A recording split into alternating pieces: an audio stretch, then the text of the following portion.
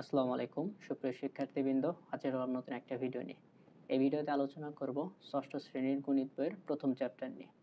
প্রত্যেকটা চ্যাপ্টারের শুরুতে দেখবা যে কিছু আলোচনা করা থাকে। মোস্ট অফ দ্য স্টুডেন্ট কি করে যে সেই আলোচনাগুলো স্কিপ করে হচ্ছে উদাহরণের যে ম্যাথগুলো আছে সেই ম্যাথগুলো দেখে একটা আইডিয়া এনে পরে অনুশীলনীর ম্যাথগুলো নিজে করার চেষ্টা করে অথবা শিক্ষকের সাহায্য নেয়। এতে কি হয়, তাদের যে একটা অধ্যায়ের যে বেসিক বা একটা অধ্যায়ের যে ফাউন্ডেশন এখানে কিন্তু ঘাটতি থেকে যায়। এতে করে হচ্ছে তাদের একদম একটা অধ্যায়ের যে পুরোপুরি কনসেপ্টটা সেটা কিন্তু আয়ত্ত করা হয় না। সো সেজন্য আমি কি করব, প্রত্যেকটা অধ্যায়ের শুরুতে ওই অধ্যায়ের হচ্ছে যে বেসিক যে আলোচনাগুলো আছে সেই আলোচনাগুলো নিয়ে হচ্ছে আগে একটা ভিডিও করব। সেটা একাধিক পর্বেও হতে পারে। সো সেই ভিডিওগুলো দেখে তারপরে তোমরা হচ্ছে অনুশীলনী ম্যাথগুলো করার চেষ্টা করবা। আর আশা করছি যে আমার এই প্রথম দিকের যে ভিডিওগুলো থাকবে যেখানে আমি কনসেপ্ট নিয়ে আলোচনা করব, এগুলো যদি দেখো তাহলে তোমরা নিজেরাই অনুশীলনী ম্যাথগুলো সলভ করতে পারবা। যাই হোক, আমরা যদি মূল আলোচনায় চলে যাই, যেখানে আমাদের টাইটেলটা কি দিয়েছি, অঙ্ক ও সংখ্যা। অর্থাৎ এই পর্বে আমরা অঙ্ক সংখ্যা নিয়ে আলোচনা করব। এটার মূল আলোচনায় যাওয়ার আগে তোমাদেরকে একটা কোশ্চেন করতে চাই। ধরো এখানে লিখলাম আমি হচ্ছে 3। এখন তোমাদেরকে জিজ্ঞাসা করি যদি যে 3 এটা কি সংখ্যা নাকি হচ্ছে অঙ্ক। এখন এটা যদি আমি জিজ্ঞাসা করি তাহলে দেখা যাবে কিছু সংখ্যক স্টুডেন্ট উত্তর দিবে 3 হচ্ছে সংখ্যা, আর কিছু সংখ্যক স্টুডেন্ট উত্তর দিবে 3 হচ্ছে অঙ্ক। তাহলে আমরা শুরুতে এই অঙ্ক জিনিসটা কি এটা আগে বুঝে আসি। অঙ্ক বুঝলে আমরা সংখ্যাটাও ইজিলি বুঝে যাব। এখন এখানে আমি কিছু প্রতীক লিখব, 0 1 2 3 4 5 6 7 8 9। দেখো এখানে আমি হচ্ছে 0 থেকে 9 পর্যন্ত হচ্ছে 10টা প্রতীক রেখেছি। এই প্রত্যেকটা কিন্তু একটার সাথে আরেকটার কি কোনো মিল নেই, প্রত্যেকটা কিন্তু ইউনিক। তাহলে এই যে 10টা প্রতীক আমরা লিখছি 0 থেকে 9 পর্যন্ত, এই 10টা প্রতীককে কি বলা হচ্ছে, গণিতের ভাষায় বলা হচ্ছে অঙ্ক। অর্থাৎ 0 থেকে 9 পর্যন্ত এই 10টা প্রতীককে কি বলা হয়, এই 10টা প্রতীককে বলা হয় হচ্ছে অঙ্ক। তার মানে এগুলো হচ্ছে কি অঙ্ক। তোমরা জেনে অবাক হবা যে এই মাত্র 10টা অঙ্ক দিয়ে পৃথিবীর যত সংখ্যা আছে, একদম লাখ লাখ কোটি কোটি যত সংখ্যা আছে সকল সংখ্যাই মাত্র এই 10টা অঙ্ক দিয়ে কি করা যায়, লেখা যায়। যেমন আমি যদি একটা ছোট্ট সংখ্যা লিখি, ধরো আমি লিখলাম হচ্ছে 12। দেখো এই 12 সংখ্যাটা লিখতে গিয়ে আমরা কি পেয়েছি, এখানে কিন্তু মূলত দুইটা অঙ্ক আছে, একটা হলো 1 আর একটা হচ্ছে কি 2। অর্থাৎ একটা সংখ্যাকে যদি আমরা বিশ্লেষণ করি তাহলে আমরা কি পাই, একটা সংখ্যাতে আমরা হচ্ছে 1 বা 1 এর অধিক কি পাবো, অঙ্ক পাবো। তাহলে এই বিষয়টা আমি এখানে একটু ছোট্ট করে লিখে রাখি। সংখ্যাকে ভাঙলে কি পাওয়া যায়, সংখ্যা থেকে আমরা কি পেতে পারি, 1 বা একাধিক হচ্ছে অঙ্ক। আচ্ছা, এটা আমরা একটু সাইডে লিখে রাখলাম নোট, যে সংখ্যাকে ভাঙলে পাওয়া যায় 1 বা একাধিক অঙ্ক। এখানে 12কে ভাঙলাম, পেলাম কত, 1 আর হচ্ছে 2। আরেকটা যদি উদাহরণ দেখাই, যেমন এখন আমি যদি একটু বড় একটা সংখ্যা লিখি, যে সাপোজ হচ্ছে 526 লিখলাম মনে করো। এটা একটা কি, এটা একটা হচ্ছে বললাম আমি সংখ্যা। এই সংখ্যাটাকে যদি আমি বিশ্লেষণ করি কি পাচ্ছি, 5 তারপরে 2 তারপরে হচ্ছে 6। তাহলে দেখো এই যে 5 2 6 এই সবগুলাই কি, এই সবগুলাই হচ্ছে অঙ্ক। তাহলে সংখ্যাকে বিশ্লেষণ করলে কি পাওয়া যায়, 1 বা একাধিক অঙ্ক পাওয়া যায়। এটা আমরা আগেও দেখেছি, এবারও দেখলাম। এখন আরেকটু ফার্দার যদি এটাতে আমি যাই, একটু ডিপলি যদি চিন্তা করি, যে যখন আমরা শুধু একটা অঙ্ক পাবো, একটা সংখ্যাকে বিশ্লেষণ করে আমরা একটা অঙ্ক পাবো, তখন কেমন হবে। যেমন আমি একটা সংখ্যা লিখলাম মনে করো, সেটা হচ্ছে 7। এখন 7কে যদি আমরা বিশ্লেষণ করি বা দেখি ভাঙি, এটাকে কি পাই, শুধু 7ই পাই। তাহলে এই ক্ষেত্রে একটা সংখ্যাকে বিশ্লেষণ করে কয়টা অঙ্ক পেলাম, ধরো এটাকে আমি বললাম এটা হলো কি সংখ্যা। আর এই 7কে আমরা কি বলবো, এই 7কে বলবো হচ্ছে আমরা অঙ্ক। তাহলে আমরা যদি 7কে বিশ্লেষণ করি তাহলে হচ্ছে আমরা কি পাই, 7 পাই। তাহলে উপরের 7টাকে আমরা ধরলাম হচ্ছে সংখ্যা, আর নিচের 7কে ধরলাম হচ্ছে হলো অঙ্ক। তাহলে এখান থেকে আমরা এটাতে কনক্লুশন আসতে পারি, যদি একটা সংখ্যাকে বিশ্লেষণ করে আমরা একটি অঙ্ক পাই তাহলে সেটাকে সংখ্যাও বলা যায়, এটিকে আবার কি বলা যায়, অঙ্ক বলা যায়। তাহলে এখানকার ইন্ডিভিজুয়ালি প্রত্যেকটা একটা কি একসাথে সংখ্যা আবার একই সাথে অঙ্ক। যেমন আরেকটা যদি দেখায়, ধরো 5, দেখো 5কে যদি আমি বিশ্লেষণ করি তাহলে কয়টা অঙ্ক পাবো, এখান থেকে তো জাস্ট একটা অঙ্কই পাবো 5। তাহলে এই 5টাকে আমরা বলতেছি হলো অঙ্ক, আর এই 5টাকে যদি আমরা বলি হচ্ছে সংখ্যা। তাহলে হচ্ছে সংখ্যাকে বিশ্লেষণ করে যদি একটা অঙ্ক পাই তাহলে সেই সংখ্যাটা সংখ্যা হতে পারে আবার অঙ্ক হতে পারে। তাহলে এখানকার যে আমি প্রশ্নটা করেছিলাম যে 3 অঙ্ক হবে নাকি সংখ্যা হবে, তাহলে যারা 3 অ্যান্সার করেছো তাদেরটাও কারেক্ট, আবার যারা সংখ্যা অ্যান্সার করেছো তাদেরটাও কারেক্ট। তাহলে ব্যাপারটাকে যদি সামারাইজ করি তাহলে 0 থেকে 9 পর্যন্ত যে 10টা প্রতীক আছে এগুলোকে অঙ্কও বলা যাবে, আবার কি বলা যাবে, সংখ্যাও বলা যাবে। কিন্তু এদের থেকে বড়, যেমন আমি 10 থেকে যদি শুরু করি, 10, 11, 12 বা এরকম যদি চলতে থাকে তাহলে এগুলো কি অঙ্ক বলা যাবে না, কারণ এগুলোকে বিশ্লেষণ করলে আমরা কয়টা করে পাবো, মিনিমাম 2টা অঙ্ক পাবো। যদি একের অধিক অঙ্ক পাই তাহলে সেটা শুধুমাত্র কি হবে, সংখ্যা হবে। যেমন এটাকে বিশ্লেষণ করলে 1 পাবো, 0 পাবো, দেখো এখানে একের অধিক পাচ্ছি আমরা, অঙ্ক পাচ্ছি, তাহলে এটা শুধুমাত্র কি হবে, এটা শুধুমাত্র হবে হচ্ছে সংখ্যা। Similarly 11, similarly 12। তাহলে যদি একটা সংখ্যাকে বিশ্লেষণ করে একের অধিক অঙ্ক পাই সেটা শুধুমাত্র হচ্ছে সংখ্যা, আর একটা সংখ্যাকে বিশ্লেষণ করে যদি আমি একটি মাত্র অঙ্ক পাই তাহলে সেটা হচ্ছে একই সাথে অঙ্ক, একই সাথে সংখ্যা। এখন এই কথাটা তোমরা লিখে রাখতে পারো, এখানে আমি তোমাদের নোট হিসেবে লিখে দিচ্ছি বা তোমরা এটা নোট খাতায় লিখে রাখবা। অর্থাৎ আমি এখানে যা বোঝালাম সেটা যদি তোমরা বুঝতে পারো তাহলে যে এখানকার যে 2টা সাইড নোট আমি লিখে রেখেছি এটা তোমরা নোট করে রাখলেই তোমাদের হচ্ছে হয়ে যাবে। অর্থাৎ একটা সংখ্যাকে যদি বিশ্লেষণ করি একটি মাত্র অঙ্ক পাই তাহলে সেটাকে অঙ্কও বলা যাবে, সংখ্যাও বলা যাবে। আবার একটা সংখ্যাকে যদি বিশ্লেষণ করে একাধিক অঙ্ক পাই তাহলে সেটাকে শুধু কি বলতে হবে, সেটাকে শুধু হচ্ছে সংখ্যা বলতে হবে। আশা করছি কোনটি অঙ্ক কোনটি সংখ্যা বা একই সাথে কোনটি অঙ্ক সংখ্যা এগুলো নিয়ে তোমাদের আর কোনো কনফিউশন নেই। আশা করছি এটা তোমরা খুব ভালোভাবে বুঝতে পেরেছো। আমরা মাত্রই জেনে আসলাম যে 0 থেকে 9 পর্যন্ত এগুলো হচ্ছে অঙ্ক। এখন এই অঙ্কগুলোর মধ্যে কিছু অঙ্ক আছে হচ্ছে সার্থক অঙ্ক। যেমন আমি যদি একটু বোঝায় বলি যে এখানকার এই যে 1 থেকে যদি আমরা শুরু করি 1 থেকে 9 পর্যন্ত এই অঙ্কগুলোকে বলা হয় হচ্ছে সার্থক অঙ্ক। এগুলোকে কি বলা হয়, একে বলা হয় হচ্ছে সার্থক অঙ্ক। আর এখানে আমরা যে 0 দেখতে পাচ্ছি এটাকে জাস্ট কি বলা হয়, শূন্য বলা হয়। বোঝা গেছে যে 1 থেকে 9 পর্যন্ত যেই অঙ্কগুলো আছে অর্থাৎ এখানে 9টা অঙ্ককে বলা হয় হচ্ছে সার্থক অঙ্ক, আর বাকি থাকলো 0, এটাকে শূন্যই বলা হয়। সার্থক অঙ্ক এগুলো কেন বলা হয়, কারণ হচ্ছে এগুলো যদি আমরা একটা অঙ্কের পরে বসাই তাহলে এগুলো হচ্ছে একটা কি থাকে, ভ্যালু থাকে, সেটা আগে বসাই আর হচ্ছে পরে বসাই, যেখানেই বসাই কিনা এটার একটা ভ্যালু আছে। কিন্তু শূন্যের ক্ষেত্রে চিন্তা করো, আমি যদি এই 2 এর পরে যদি 0 দেই তাহলে কত হয়, 20 হয়। বাট এটাকে যদি আমরা আগে দিয়ে দেই তাহলে এটাকে আমরা 0, 2, এটার ভ্যালু কত, এটার ভ্যালু হচ্ছে 2। আবার যদি শুধু 2 লিখি তাও এটার ভ্যালু কত হয়, তাও এটার ভ্যালু হচ্ছে 2। অর্থাৎ 0 যদি আগে বসে সেই ক্ষেত্রে 0-র কোনো ভ্যালু বা মান থাকে না। এর জন্য 0-কে সার্থক অঙ্ক হিসেবে বিবেচনা করা হয় না। 0 ব্যতীত বাকি যে 9টা অঙ্ক আছে এগুলো হচ্ছে সার্থক অঙ্ক। আবার আমরা স্বাভাবিক গণনার ক্ষেত্রে কত থেকে শুরু করি, বা আমরা নর্মালি যে গণনা করি নর্মালি কত থেকে গণনা করি বাস্তব জীবনে, 1 থেকে 1, 2, 3, 4। যেহেতু আমরা স্বাভাবিক গণনার ক্ষেত্রে 1 থেকে শুরু করি এর জন্য 1 থেকে বাকি যে সংখ্যাগুলো আছে মানে উপরের যে সংখ্যাগুলো আছে যেমন 1, 2, 3, যে এরকম যে আরো সংখ্যাগুলো আছে এই সংখ্যাগুলোকে কি বলা হয়, স্বাভাবিক সংখ্যা বলা হয়। এই ছিল তোমাদের হচ্ছে অঙ্ক বা সংখ্যা নিয়ে হচ্ছে আলোচনা।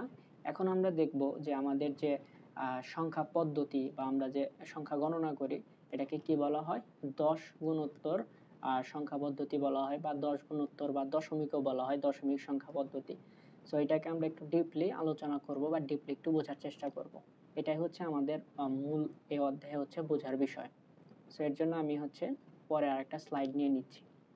যেমন এখানে যদি আমি একটা সংখ্যা লিখি, প্রথমে হচ্ছে 2 সংখ্যা নেই তাহলে তোমাদের বুঝতে সুবিধা হবে। যেমন আমি এখানে যদি প্রথমে যদি 23 নেই, এখন আমরা জানি যে সংখ্যা গণনার ক্ষেত্রে নর্মালি কোন দিক থেকে শুরু করতে হয়, ডান থেকে হচ্ছে বাম দিকে।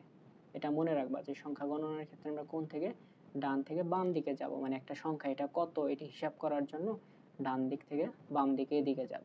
তাহলে সবচেয়ে ডানের সংখ্যাটা কত আছে, এটা হলো 3। তাহলে এটার ক্ষেত্রে এটার যে ভ্যালু বা এটার যে স্বকীয় মান ওইটাই থাকবে, কোনো পরিবর্তন হবে না। এটার স্বকীয় মান কত বা নিজস্ব মান কত, এটাকে আমরা কত বলতেছি, নিজস্ব মান বা স্বকীয় মান হচ্ছে 3ই রাখতেছি। কিন্তু পরের যে অঙ্কটা থাকবে, পরের অঙ্কটা কত আছে, 2। এই 2 হবে 3-এর হলো কত গুণ, 10 গুণ। তাহলে আমি কি বললাম যে সব সময় মানে সবচেয়ে ডানের যে অঙ্কটা থাকবে সেই অঙ্কটার স্বকীয় মান যা ঠিক তাই থাকবে, এটার কোনো চেঞ্জ হবে না। বাট পরের যে অঙ্কটা থাকবে, পরের অঙ্কটা সবসময় আগের অঙ্কের কত গুণ হবে, 10 গুণ হবে। যেমন আরেকটা যদি আমরা লিখি, যে এবার 3 অঙ্কের যদি লিখি আমি, সাপোজ, তাহলে সবচেয়ে ডানের অঙ্ক কি আছে, এবার 5 আছে। এটার স্বকীয় মান কত, স্বকীয় মান হচ্ছে 5। তাহলে এটা আমরা কি লিখলাম, 5 লিখলাম, স্বকীয় মান হচ্ছে 5। তাহলে সিমিলারলি পরের অঙ্কটা আগের অঙ্কের কত গুণ হবে, পরের অঙ্কটা হচ্ছে আগের অঙ্কের হচ্ছে 10 গুণ হবে। আবার এখানকার 2, এটা আবার 3-এর কত গুণ হবে, এটাও কত গুণ হবে, 10 গুণ হবে। তাহলে এইটা যদি মানে 3 যদি 5-এর 10 গুণ, আবার 2 যদি 3-এর 10 গুণ হয়, তাহলে তো আমরা এইভাবে যদি চিন্তা করি, এই 5 না এইভাবে যদি বলি 2 5-এর কত গুণ হবে, এই 2 হলো 5-এর কত গুণ হবে, তখন তোমরা কি করবা, এই যে মাঝখানে কয়টা 10 আসছে, মাঝখানে দুইটা 10 না, তাহলে 10 গুণন 10, তাহলে কত হয়, 10 10 এ 100। তাহলে 3 নাম্বার অঙ্কটা প্রথম অঙ্কের কত গুণ, প্রথম অঙ্কের হচ্ছে 100 গুণ। তাহলে যদি আমরা 4টা নিয়ে দেখি, যে এবার হচ্ছে 2 3 4 6, তাহলে সিমিলারলি এখানে স্বকীয় মান কত, এখানকার স্বকীয় মান হচ্ছে 6।